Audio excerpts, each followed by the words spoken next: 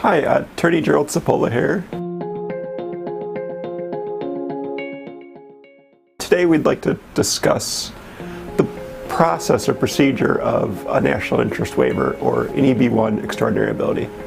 A common question clients ask is, what's the process? What's it entail?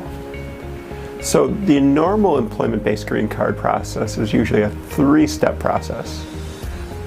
The difficult or extremely difficult phase is the labor certification process, which the normal process requires a permanent job offer from a U.S. employer.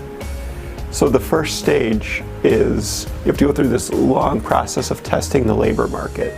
So the employer has to put ads in the paper, talk with candidates, and look for minimally qualified applicants.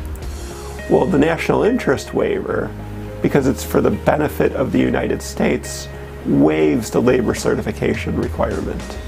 So instead of a three-step process for a national interest waiver, there's a two-step process.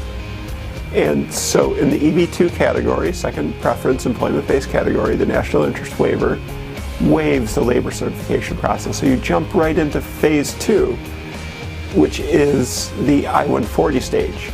And so a labor certification application is prepared and submitted to USCIS as opposed to the Department of Labor. So in the national interest waiver, there's a two-step process. You file the form I-140, submit the labor certification form, but you didn't have to go through the recruitment process. So you go right to the second stage, which is the I-140 stage. But for the national interest waiver, you essentially have to prove it's in the national interest to grant the national interest waiver and approve the I-140 petition. And so what goes into that is essentially proving that the applicant, who can be self-sponsored, doesn't need a job offer, will advance to their field. So that's a tall standard, because not everyone is, most people are ordinary within their field, at least initially, and then eventually they progress, and then they are in a position to advance their field. So you have to submit a lot of documentation of first, what is your field? How do you define it? So you wouldn't say, I'm a doctor, and then you wouldn't say, I'm a cardiologist. You would go deeper into your subset. So which part of cardiology did you, and then even maybe more narrow. So you define your field as accurately as you can, and then from there, figure out ways to determine how you've advanced your field. Some practitioners discuss just the citations.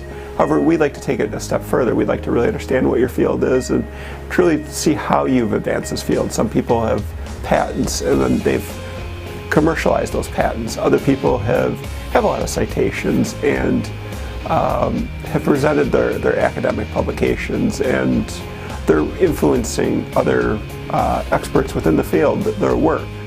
So their work essentially is kind of becoming the standard, or they're impacting their field.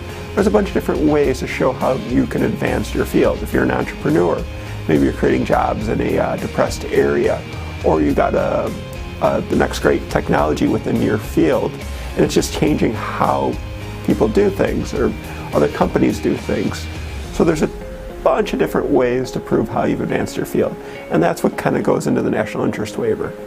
So you prepare all that information. Our firm would give you a questionnaire, document checklist, and we'd get to know your field and how you've advanced your field and how it's going to benefit the United States. We submit that, we prepare that case. Sometimes can do it really quick, sometimes it takes longer to get that documentation. Once it's all pulled together, submit the I-140. There's no premium processing for national interest waivers.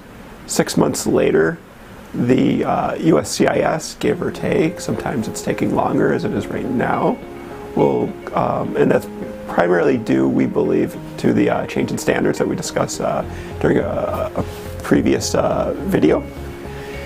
And so USCIS will come back and they'll either issue a approval. More times than not, they won't issue a denial flat out. Usually it's an approval or a request for evidence. If there's a request for evidence, they're going to want more information on a certain issue. So usually the response is approval or request for evidence. If there's a request for evidence, you gather the documentation. Our firm would work with you. It would prepare a very thorough response, submit that response, and then several weeks to several months later, USCI should respond, and hopefully upon approval of your case, then you go to phase 3. And phase 3 can take 2 different forms. If you're here in the U.S. on a certain status and you've maintained that status, say you're on H-1B or sometimes F-1 OPT, you would then file your adjustment of status. 90 days after you file the adjustment of status application, we file for employment authorization and advanced parole. Sometimes with that advanced parole, you can travel. Sometimes we don't recommend it, so we would discuss with you. The employment authorization you can work on, but if you're, say, in another status such as H-1B, L-1, it may not make sense to leave that status. Hopefully 6 months after you file that adjustment of status application, USCIS comes out and issues an approval notice, or they may issue a request for evidence, usually an approval notice in our experience, and from there they'll issue a I-485 approval notice, which will adjust your status from whatever status you were in, say H-1B, to permanent resident. And from there you are a permanent resident. The other form that this could take is, instead of filing the adjustment of status, say you're outside the U.S., you would then file through the Department of State. So the Department of State, National Visa Center will issue an invoice, you pay the invoice, submit the application, and then several months later you'll have an interview with the overseas consulate. Our office would prepare you for that interview. And both for the adjustment of status and the immigrant visa, they're looking to make sure that you're admissible. So do you have any crimes, especially serious crimes?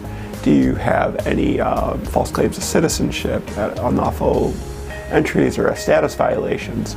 So we're looking for things like that. So it's important to bring this to your attorney or our office's attention as soon as possible so we can try and figure out if steps need to be addressed, maybe a waiver is available, or it's a clear-cut case and things should progress normally.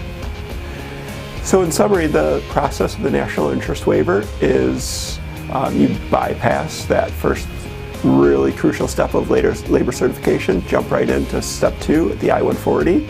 National interest waivers can be self-sponsored, so you don't need an employer.